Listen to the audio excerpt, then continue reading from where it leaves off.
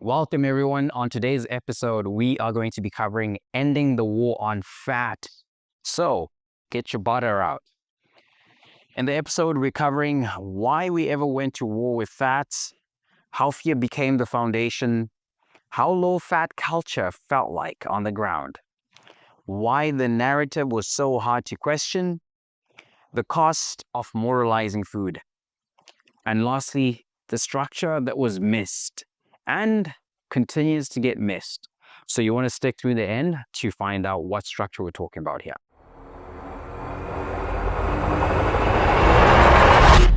The first question that we need to ask ourselves is, why did we ever go to war with fat?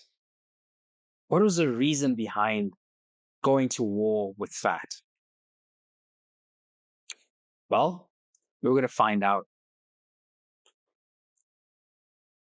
So there was a time when eating felt simple.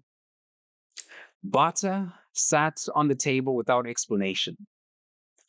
Eggs were breakfast. Meat was just food. No one asked whether fat was good or bad because it wasn't a moral category. It was just part of a meal. Then quietly, that changed. Fat didn't disappear because people stopped liking it. It disappeared because it was labeled dangerous. What followed wasn't a preference shift, it was a cultural correction, a warning, a rule that spread faster than most people realized. Avoid fat, choose low fat, replace butter. For many people, this wasn't an abstract guideline. It became a daily practice. Grocery carts changed, recipes changed, restaurants changed, and eventually, bodies changed too. What's striking isn't that advice evolved, it's how confidently it was enforced. Low fat wasn't presented as one option among many, it was framed as responsibility, as intelligence, as care. If you wanted to be healthy, disciplined, or informed, you avoided fat. Eating became something to manage rather than enjoy. The war on fat didn't start with bad intentions. It started with a desire to reduce disease, control weight, and simplify public health messaging. Fat was calorie dense. Calories were easy to count. Removing fat looked like progress. But what we lost in that translation was context. Fat wasn't isolated as part of a whole meal. It was treated as a standalone threat, something to be minimized, replaced, or engineered away. That framing mattered. Once fat became the enemy, eating stopped being about nourishment and started being about avoidance. People learned to read labels before listening to hunger. They learned to distrust satisfaction. They learned that fullness was something to resist. Food lost its ability to signal completion. For many, the low fat era wasn't theoretical, it was lived. Dry chicken, bodybuilders, you know that. Fat free yogurt loaded with sugar. Snacks designed to feel safe but never satisfying. Meals that looked responsible and left you hungry an hour later. Eating became fragmented.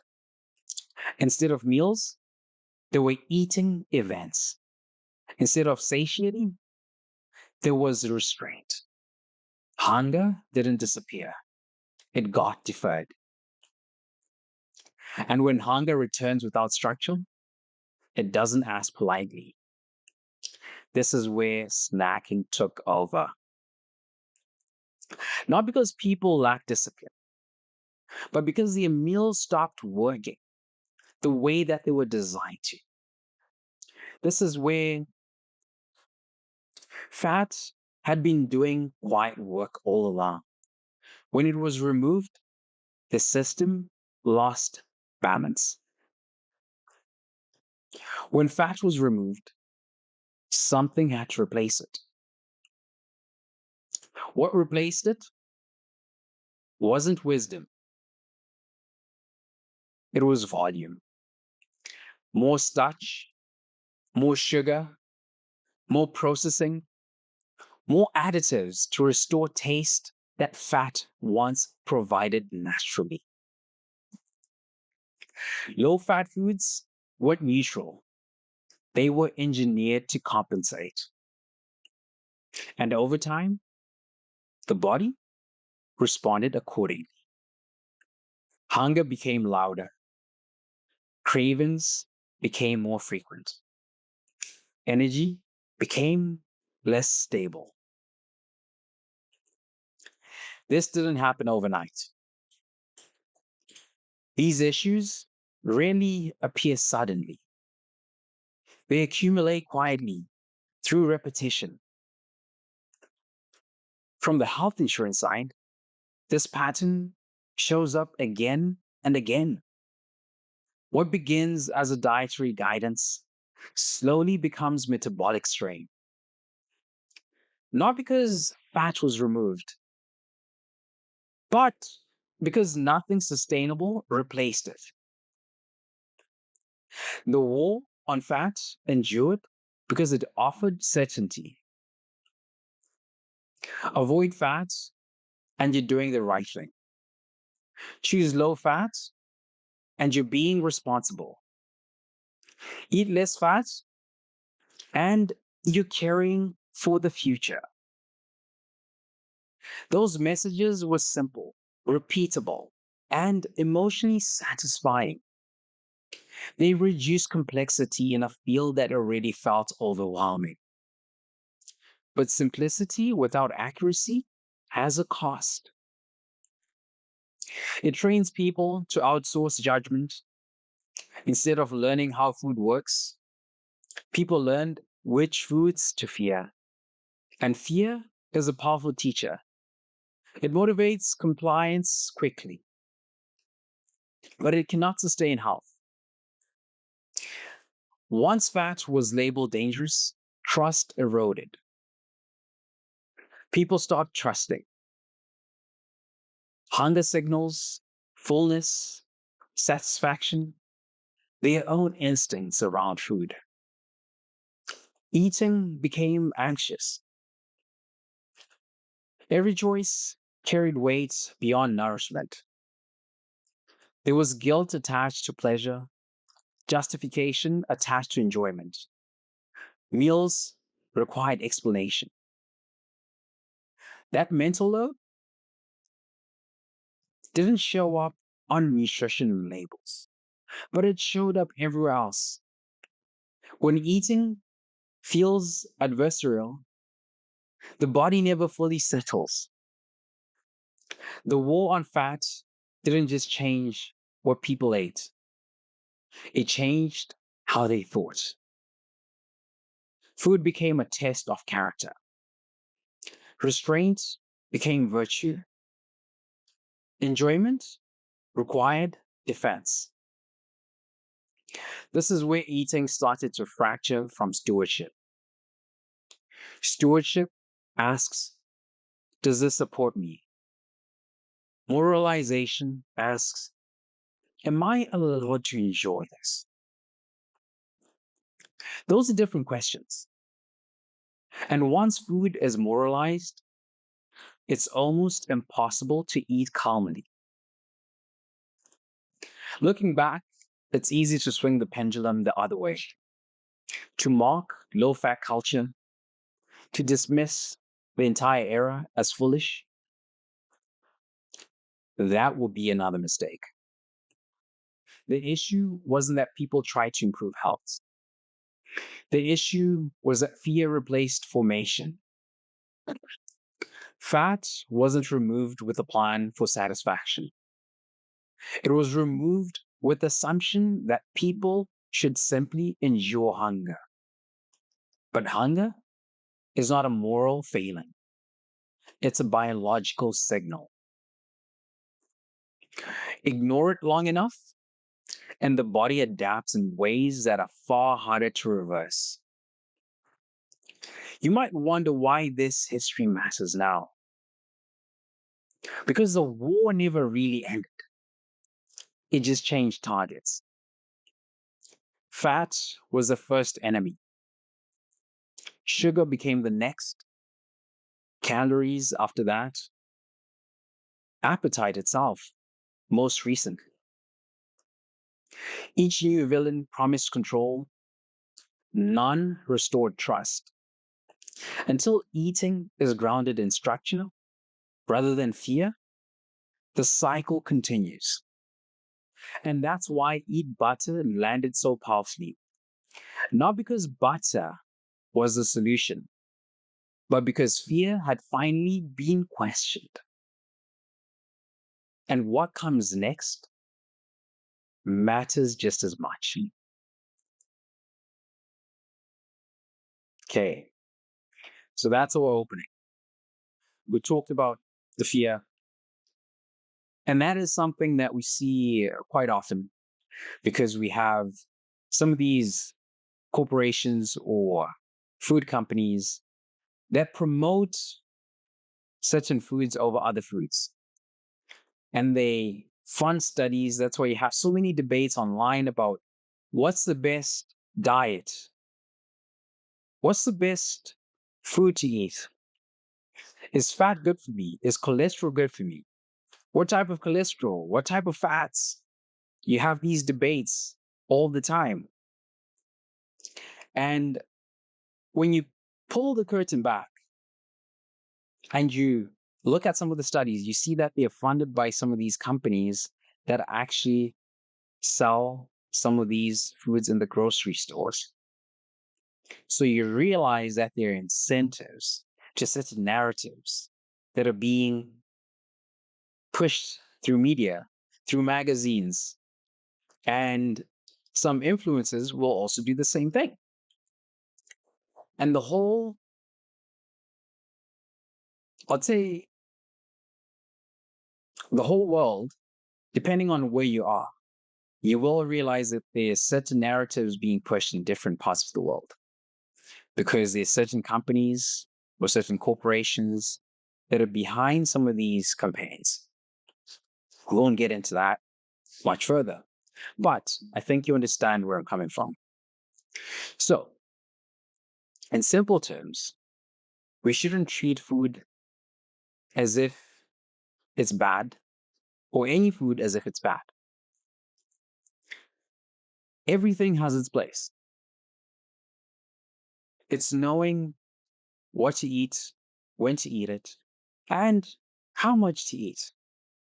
It doesn't mean that we cut everything out altogether. That is why you are always told about a balanced diet. However, there are caveats to it because you can have people with different conditions and they need prescriptive diets. And I think my theory is most of the fighting that you see or debates are basically people arguing from a frame of mind where they look at a situation and they're looking at it from a specific condition that they have or certain circumstances where a particular diet will fit. And if you think about someone who has high blood sugar and someone who has low blood sugar, their diet is going to be different. Or someone who has anemia, their diet is going to be different.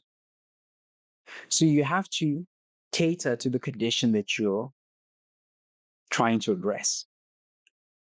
So some people will swear on the Mediterranean diet, some keto diet, some paleo. And this also changes based on your lifestyle, the kind of lifestyle that you live. And I'll probably say, even depending on the region of the world that you live in, because our bodies adapt to the environments that we live in. And basically, when you adapt to the environment that you live in, your nutritional requirements also change. For example, if you live in a country or in a place where you don't get so much sunlight, your diet is going to be different when you move to a place where you get a lot of sun. Maybe you're living in a desert. So that is going to change and that is going to shift. So you have to cater. So when you have people in different parts of the world arguing about, like, okay, what food is good for me, what food is not good for me, it's pointless because you're probably both right. Most likely. Could be. You're all right.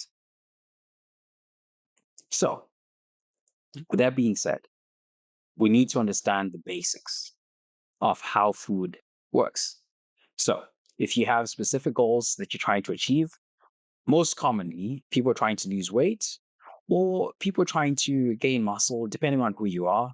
I know for younger boys, they're trying to gain muscle and get stronger. And for older people who are now working and maybe, maybe women that have given birth, they're trying to lose weight. And wherever you are, there's always a framework that you can use, structure. You don't have to eliminate everything, make a specific food your enemy, but it's understanding how to use a food, understanding how you can actually enjoy that food and not make it an enemy.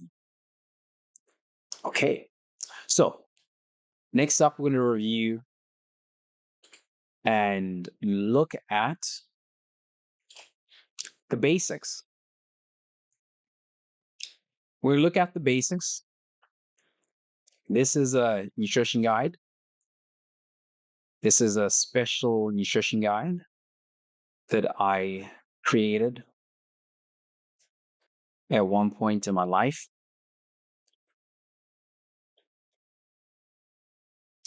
And it's quite simple, I would say. Yeah, so pretty much we're going to focus on fats. I know there's more in here, but what we're going to do is focus on fats.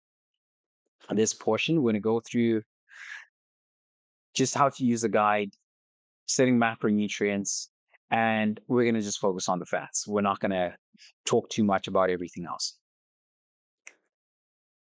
Okay, so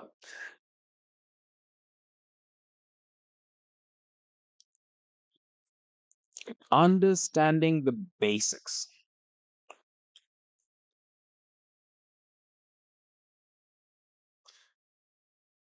This is clear. I think everyone can see this. So understanding the basics. So when it comes to nutrition, you have calories. This is now basic thermodynamics. Everything that exists, organic, non-organic, there's some form of energy that exists within that object or that matter, right? So bodies themselves, we contain energy. How we get that energy is through food. And we convert that energy from food into whatever thing that we're doing, whatever activities that we're doing. If you're running, if you're sitting on a computer, you're going to convert that energy to a different form of energy and you're going to burn it off. So when we talk about calories and diet, we just say you're burning that energy, right? Whatever you're doing as a general term. So that's the total daily energy expenditure. How much are you expending? How much are you using in a day? So calories will be the measure of that energy. That is the unit that we use to measure that energy. So when you consume more calories than you burn, meaning when you eat more food than your body needs, you are going to gain weight. Not necessarily muscle, you are going to gain weight. It could be fat, it could be muscle, but you're going to gain weight. The scale is going to have an uptick. So, if you consume, the opposite is true. If you consume less, you are going to lose weight. You don't determine if it's going to be muscle, if it's going to be fat.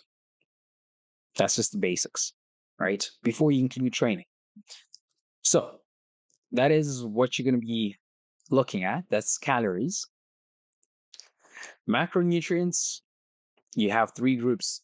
This is where the fats lie. So you have protein, you have carbs, and you have fats.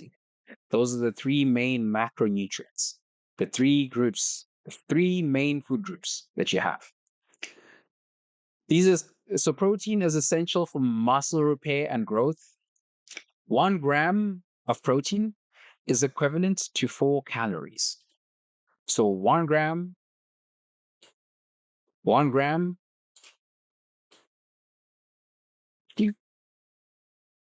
1 gram of protein is equal to 4 calories. Now, carbohydrates, this is the primary source of energy for a body and all the body functions. This is the primary source. So you have the same 1 gram of carbs is equal to 4 calories. Fats, they support cell growth and protect your organs, also including hormone production. Now, this is why people say fats are not good for you, because they look at this and say 1 gram of fats is equal to 9 calories. So it's more than double everything else, your carbs and your protein. So, sure, more calories. So the question is, does that mean you shouldn't eat fat because it has more calories? How does that work? And you're probably like me to tell me that I can eat fat, but it's 9 calories there. Look at that. It's 9 calories. I don't want to add more calories to my diet because I'm trying to lose weight. So what am I going to do? I can't lose weight if I'm eating more calories then. That's the question, right? We'll get to that. I'll answer that for you very soon. Then you have your micronutrients. So these are your vitamins, your minerals. So your calcium, magnesium, and your vitamin D, vitamin C. Those are all important. We'll talk about them another time, but those are all important. So that is our basic understanding of nutrition. This is the basis of everything else that we'll talk about. This is where it all starts, and this is where we build from. Now, like I said, you have to determine your goal. So whether you want to lose weight, gain weight, maintain, you have to determine or figure out like what's your goal, because a lot of people end up not being happy with where they are because they don't actually have a goal. They don't have a target to aim. They don't have a target to aim for. You always want to make sure that you have a target to aim for. That's how you know if you're progressing. And that's how you know if you're where you're supposed to be or where you want to be. So it's always important to really sit down, be honest with yourself and say, okay, this is the goal that I'm aiming for. Is it attainable? Once you figure out like, okay, how do I get there? You want to figure out like, okay, can I actually follow this plan? Is this a realistic plan for me to get to where I need to get? Because if it's not realistic, you just be like, nah, this is not it. Okay, maybe I'll adjust my goal because it's not realistic. But you need to have a starting point and you need to figure out where am I trying to go. So if you don't have a goal, you're going to find that people end up fluctuating yo-yo diet because they don't have a goal. So they'll just do whatever. They do the yo-yo diet because they are not committed and they don't have a plan. They don't understand what they're trying to achieve a lot of times. And most likely sometimes they'll cut out the fat, they'll cut out the sugar, they cut out everything. And then next thing, your body's saying, nah, nah, nah, nah, nah, you can't get away. You're going to come back harder, right? So let's make sure that we keep that in mind. So always have a goal. A goal is the first point that you want to start from. That's the thing that you're able to control for you yourself. Next thing, you want to be able to track what you're doing. So when you talk about tracking, we're also talking about apps. We're talking about something like MyFitnessPal, Lose It, Macro Factor. You can also use a food journal or digital journal to track your food. But you also want to be able to measure your food as well in terms of tracking, because for you to be able to track everything, you want to be able to measure the food to know what you're tracking. So that means when you're tracking, let's see here. Okay, do I have it here? Okay, we can go back. Okay, so we can, yeah, so that means tracking your food using an app and making sure you know exactly what you're logging. And most of the fitness apps, they'll help you calculate your total daily expenditure based on your activity level, based on your age, goal, all the other things that you have to input into the app. It'll help you figure out what exactly your goal is going to be for calories that you consume in a day. I know some of you might be like, no, tracking, no, it's going to be obsessive. No, I don't want to track. I don't want to do this. I don't want to do that. Sure, you don't have to be obsessive about it. But this is what I'll say. In the beginning, you want to at least understand what you're eating, taking responsibility, taking control of what you're eating. And once you track for the first month or 2 months, you get to a point where you know, because most likely if you're preparing your food, you're using the same measuring cups, you're using the same plates, you're using the same spoons. So you start understanding, you can guesstimate to know exactly what you're using or what you're eating. And that way you don't have to be obsessive about tracking everything, tracking every single number. Right. But if you really want those outstanding results, you don't get there by accident. You don't get there by not tracking. You actually have to track. And if you're just like the top 1%, maybe you can just get there. Right.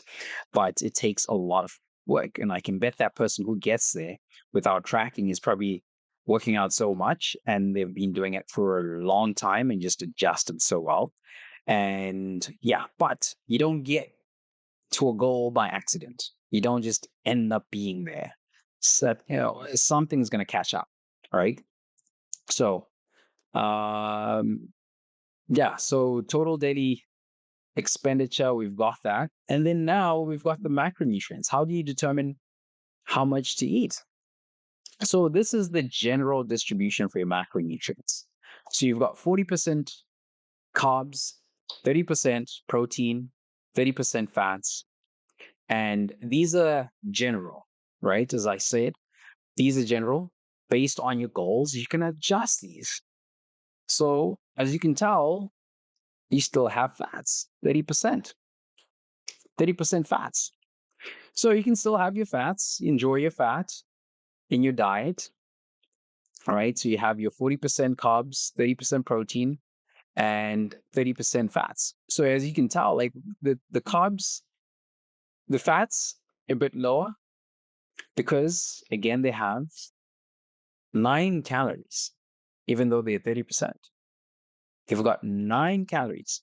So you're actually eating a lot of calories, right? From just the 30%. So you're going to feel satiated. So there we go. I think we talked about this. So you want to take responsibility to read food labels, use food databases, log homemade meals. You can break down the ingredients individually and log them. So you want to do this, especially in the beginning. So you get structure to your meals, right? And you're not just falling into the meals just like that. So this is the difference. So you can eat your fats, you can eat your sugar, but you want to be able to do it in a way that it's structured and it's tracked and you know exactly what you're doing. And then, yeah, then you can have some cookbooks. Sometimes some cookbooks have everything broken down to you, so you don't have to track everything. I've got a cookbook that I use, and you don't have to track anything. You just mock the meal, and then you just know exactly what you ate. Everything is calculated for you. And then recording everything. So consistency, like we said. So focusing on the macronutrients, especially in the beginning, focus on the macronutrients. If you're just starting out, you're a beginner, and you can adjust everything as you go. If you feel like, okay, nah, I feel hungry. I had this meal, I felt hungry. Next time you come back, you can adjust again and add a bit more carbs. Maybe you need a bit more carbs. Maybe the fat that you had wasn't enough. Maybe add just a tad bit more. Not too much, not too much, just a little bit. Just a little bit. All right. Okay. So micronutrients, most of these food apps, once you scan, because some of them you can scan the food, take a picture, they automatically calculate all of this stuff, loads it into your app. You don't have to think about it. You don't have to find everything. You just do it. Boom. Snap it. Boom. It's done.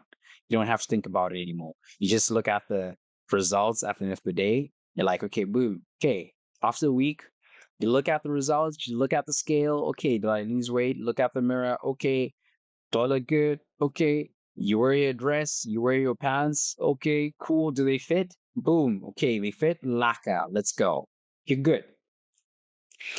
And then, yeah, so you keep on adjusting and, yeah, figuring out where exactly do you land? Like, how much do you need to eat for you to actually feel satiated? So, next, we're going to be looking at how to set your macronutrients. Okay, so if you're trying to lose weight, this is general again. And depending on your specific situation, you just have to make sure that you understand exactly what applies to you. But this is a general guideline for you, right? So if you're trying to lose weight, you want to make sure that you're eating enough protein. Protein is essential. Protein is essential. I repeat, protein is essential. If anything, you always want to make sure that you're hitting your protein target, your protein goal per day. Carbs, fats, they're easy to fill your diet with. They're easier, much, much easier. Protein tends to be much more difficult for a lot of people. So this is what you always want to focus on. So if you're trying to lose weight, always try to make sure that you're getting your protein in first and make sure you have at least 1 gram to 1.2 grams of protein per pound of body weight per day. This supports muscle repair and growth, especially if you're engaged in strength training. So when you're working out, you're also lifting weights, stressing your muscles. You have micro tears, what we call micro tears in the muscles, and those muscles need to be repaired. And you require protein to help you repair those muscle fibers. So make sure that you're eating enough protein and you won't feel as sore, and also helps with your recovery. Okay. So the other thing that I should emphasize when we say 1 gram per pound of body weight, we're talking about the body weight goal, not just body weight that you're currently sitting at. You want to target your body weight goal, what you're actually aiming for. That's what you're going for. And then your carbs should be adjusted based on your activity level. So, someone who's working construction and someone who's sitting in an office, your amount of carbs that you eat in a day, that's probably going to be different. Because someone working outside is likely moving a lot, carrying a lot of things. So the intake for carbs is likely going to be high. So make sure that you're eating at least 0.5 to 1 gram per pound body weight. And then you want to make sure that you're focusing on fiber rich sources, vegetables, fruits, and whole grains to keep you full and provide energy for your workouts. And then your fats, they also essential again, hormone production. Make sure that you're eating enough fats because I think sometimes when people eliminate fats and make fat the enemy, they tend to sabotage their hormones, right? Because as you can tell, like there's a people complain about, there's plastics. True, these things are true. There's plastics, there's, fluoride, things that are harming people's and disrupting hormones as well with different chemicals and stuff. But also, the other thing that we need to realize is that demonizing fat also accelerates the disruption of hormones, right? So we want to make sure that we're eating fats to also promote hormone production. For women, typically they tend to end up eating more fats. So avocados, chia seeds, flax seeds, pumpkin seeds. So they tend to need more fats because imagine they go on a menstrual cycle and some of them have to give birth. And so the hormones are always fluctuating. So they need to always have enough fat for hormone production so that they're stable and their cycles are consistent and manage their pain.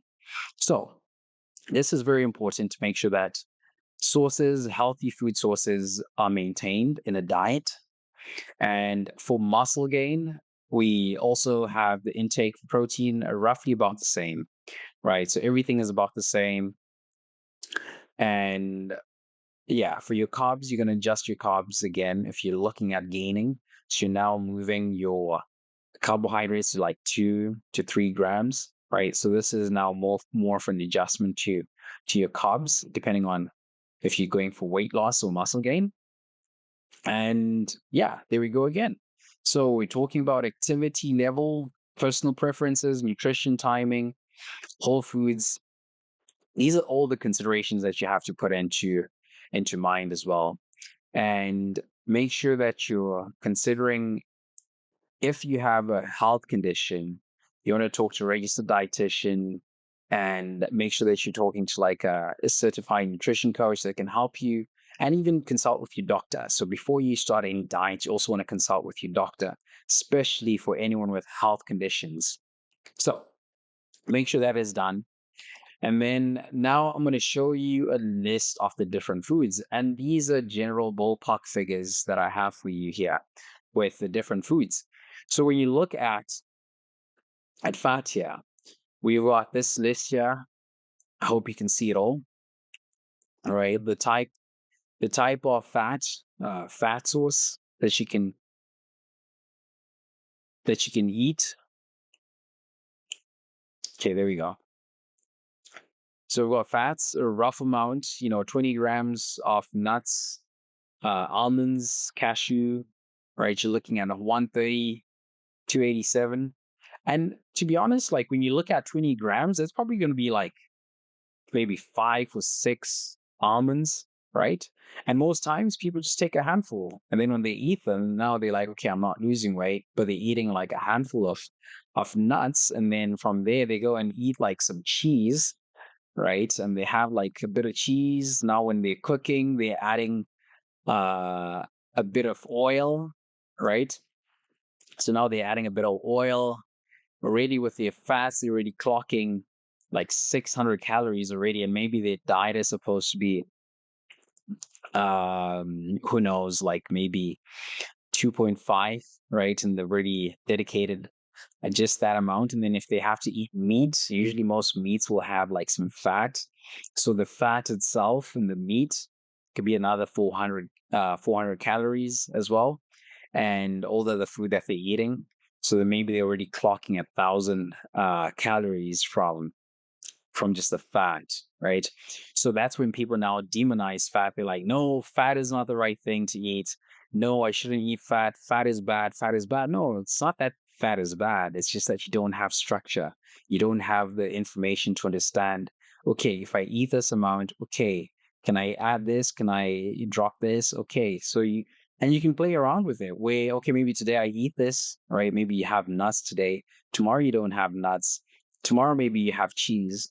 And then the next day you sort of like alternating. You have the a variety in your diet. And then you have your butter. Butter's good. Butter tastes good. Butter tastes good. I don't know if you've tried ghee butter. So you can tell me if you've tried ghee butter as well.